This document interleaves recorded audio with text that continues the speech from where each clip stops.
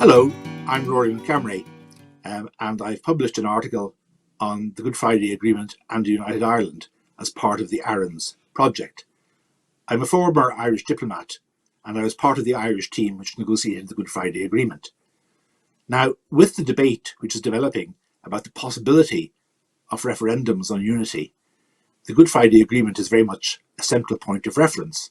So I thought it would be worthwhile looking closely at the Good Friday Agreement once again, seeing what it does say about constitutional issues, but also what it doesn't say. Now, there are two very important aspects of the agreement which are directly relevant to a referendum or to referendums.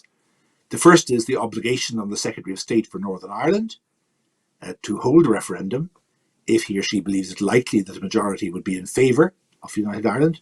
And secondly, that unity can only come about with the consent of majorities both north and south. But many important issues were left to one side at the time. Now, this made a lot of sense, I think, because constitutional issues were not at the heart of the negotiations. In fact, people had more what seemed like more urgent issues, such as the nature of the institutions or decommissioning, to take two examples, to deal with. And I think there was also a correct sense that this was, at the time, a rather abstract or remote prospect. But there's a whole host of questions about the nature of a negotiation before a referendum, the nature of negotiation possibly after a referendum, the timing of elections, the timing of referendums, the nature of the questions people will be asked, how you would determine if there was sufficient agreement on the outcome of a negotiation which would shape a future United Ireland. Many, many questions of that kind. And also, of course, what factors would the Secretary of State take into account in deciding whether to hold a referendum?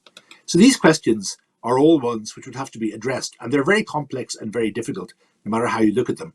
And there's no ideal solution, I'm pretty sure. Having said that, I mean, the Good Friday Agreement clearly remains a hugely important document. It was transformational in the history of the island, and there is much in it, I think, which will stand and does stand the test of time.